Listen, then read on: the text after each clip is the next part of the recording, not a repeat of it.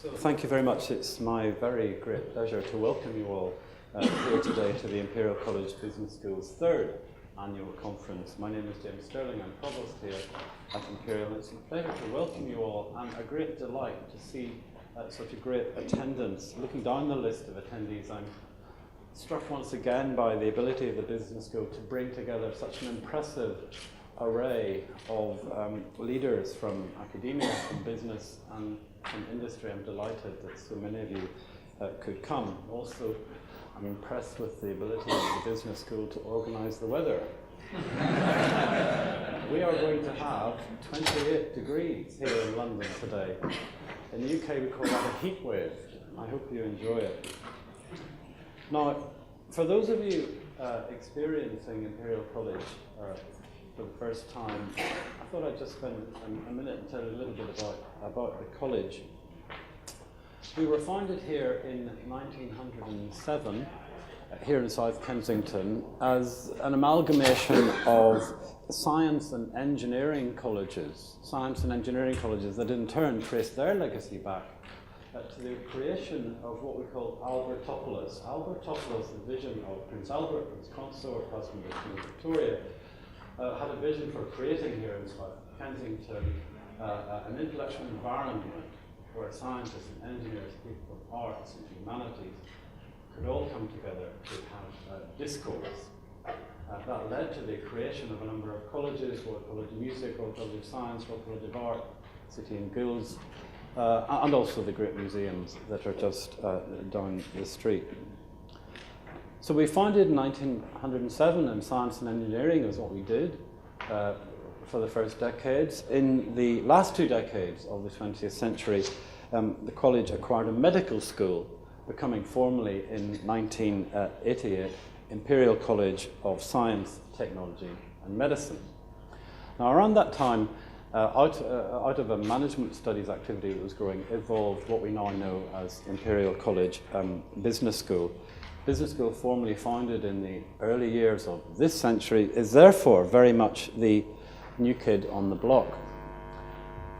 But its establishment was arguably, and certainly I think, one of those important, most significant events in the college's history, because it opened up a host of new opportunities in research and education, opportunities to collaborate, to grow, and to address some of the world's most pressing global challenges, such as the future of finance, the topic of this year's conference, because Imperial College Business School offers a unique proposition. It's a business school located in, again, arguably the world's most international city, part of one of the world's leading science, engineering and medicine universities. And it is that multidisciplinary approach which in fact characterises research and education right across the college, which enables us to deliver real impact. So what has happened in the last year here? Well, last summer we were delighted to welcome our new dean, Professor Francisco Veloso, world-leading authority in innovation and entrepreneurship, and Francisco will say a few words to you in a moment. But there's absolutely no doubt he's made an exceptional start as dean, impressing us all with his clarity of vision, his determination and his passionate championing of the business school, not just around the college, but indeed around the world. He's already forging new links with other Imperial academic departments and developing exciting collaborations also with external partners. So let me just mention a few of these recent initiatives. The FinTech Network of Excellence has been established to draw together academics across Imperial who share an interest in financial systems and to connect the college to the diverse set of external groups in this space. The Centre for Global Finance and Technology serves as a hub for multidisciplinary research, business education and global outreach aimed at greater understanding of the impact of technology on finance, business and society. The Centre for Climate Finance and Investment supports research on the business models, financial instruments and investment strategies that are taking shape in a global economy adapting to climate change. the centre builds on Imperial's global reputation for innovative, multidisciplinary research on climate change. And finally, the Brevin Hard Centre for Financial Analysis, funded by a donation from Europe's most successful hedge fund. The centre spearheads cutting-edge research in financial market behaviour and dramatically enhances the school's expertise in financial economics. So today's conference, I think, showcases what the business school does so well. It is open and collaborative in its approach. It brings together colleagues, as I said, from academia, from business, from industry, with policymakers and thought leaders from all sectors to address the great challenges facing society, facing humanity. And to see such an impressive group of people here today, as I said at the start, it's an immense source of pride for me and for Imperial College. I thank you all for attending, and I wish you all a very exciting and informative conference. Thank you.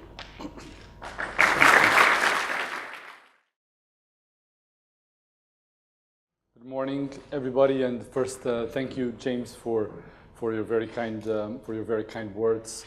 But more than everything, thank you and welcome all to this annual conference. Good morning, everybody, and I think that coming from Portugal and talking about the weather, one of the things that certainly when I moved to London, I was not expecting is that I would get better weather. But in fact, this is one of the rare days in the world, in the year, that effectively there's better weather in London than there is in Lisbon, something that we often check to verify. And so, if anything, if we think about the future of finance, it's certainly, if we take it by the weather, a bright future, and this is certainly what we'll try to explore here today.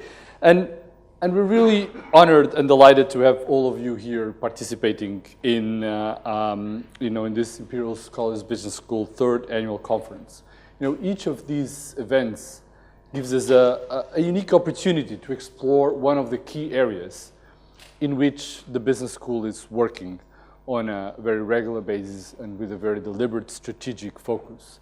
And this year's focus is the future of finance. And we're all too familiar with with words such as disruption, Bitcoin, digital transformation.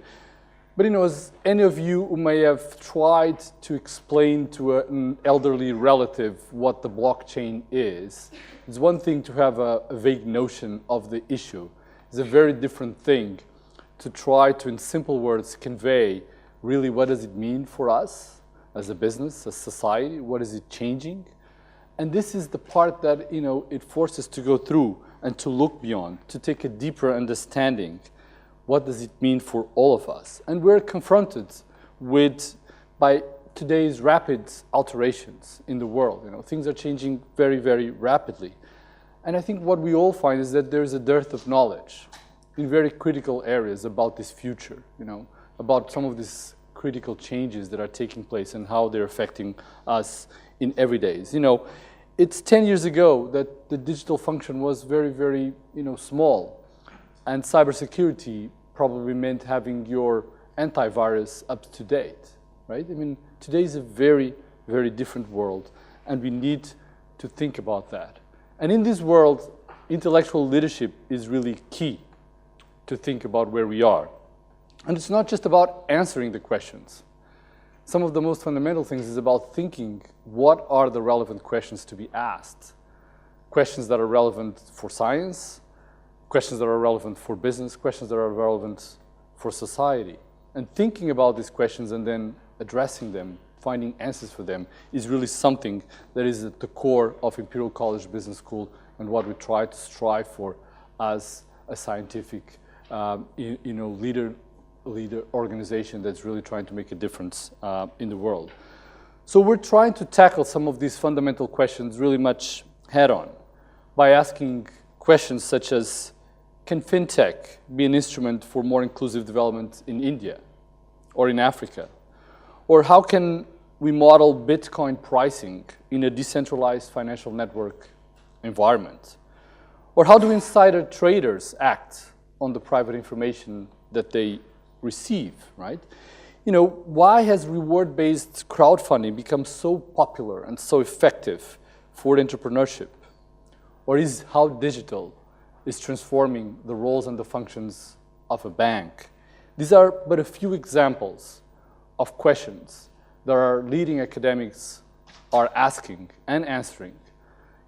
Pieces of research that are being published or forthcoming in some of the leading scientific outlets, but more important, really questions that are innovative and are relevant for business and society.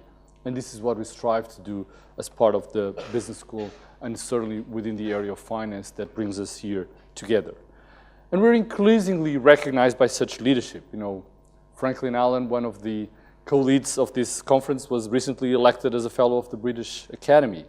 Professor Marcin Karpczak was awarded a very selective, prestigious grants by the European Research Council. And Professor Tarun Dramadori, who's also talking today, recent report on Indian governments on household finance was very much received to widespread attention, has the work by Professor Claudio Custodio on CEOs' characteristics, experience, and even birth order, just to name a few of the pieces of work that some of our academics are being recognized for in the UK and worldwide. So this knowledge and insights feeds also in through our teaching. We're educating some of the financial leaders of tomorrow through our top-ranked financial, MSc in finance. That is now 20 years this year, something that we will be celebrating very, very soon, but that is important to bring to the conference today because it's one of the reasons that brought us to have the future of finance as the topic of this year's conference. But also through an array of more specialized masters in covering topics such as investment, wealth management, financial engineering, and risk, all very competitive, all very sought out, and all very much cared for by our academic and non-academic staff to make leading programs that really are transforming the people that go through and preparing them to be leaders in tomorrow's financial environment. But we're also working with the financial leaders of today, helping them to understand the challenges their organization face, many of which didn't exist when they may have entered the sector a few years ago. And we do this through our centers. Some of them already been mentioned here today, like the Brevin Howard Center for Financial Analysis or the Center for Global Finance and Technology, to name two of the centers that are hosted by our finance department that are tackling important elements of the change in the financial sector together with industry collaborations and executives. But also through our executive education, where we have a range of initiatives and offerings, both custom and open. And in fact, for example, just very recently, our executive education program in risk management had literally every single participant awarding it a 5 over 5, recognition for how excellent it was, which tells us that we're doing something that's certainly leading from the point of view of academics, but also relevant for these executives that are trying to use the role of our school as an interpreter to what's happening in today's financial world as well as in other areas. But intellectual leadership is not just a one-way street. For us, to really be able to think about this and to have guidance, we need to engage with the people that are effectively making decisions every day about the financial markets, about the financial institutions, around these financial institutions, and to bring together these people to have a dialogue. And this is really what brings us here today, to create that dialogue. And so that's why we have a range of keynotes, but also discussions, interactions, and a variety of formats so that we can really have this engagement discussion about the future of finance. We want to understand where we are, we want to understand where we go, we want to understand the areas of necessity, the areas of where we can innovate and make a difference. And so, the last word I'd like to do then is just to thank. To thank our speakers for having accepted the challenge to come here and share their perspectives. And this is both the internal speakers that are from the business school, but also the speakers that are joining us from all over the world to share their perspectives with all of us.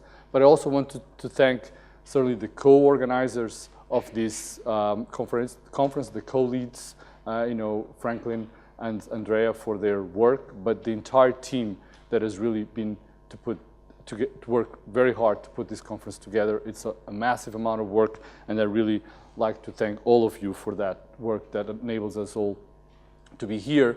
And finally, certainly not the least, for our guests to come here today to hear about these very important elements that talk about the future of finance. So welcome to the conference today, and thank you very much. Thank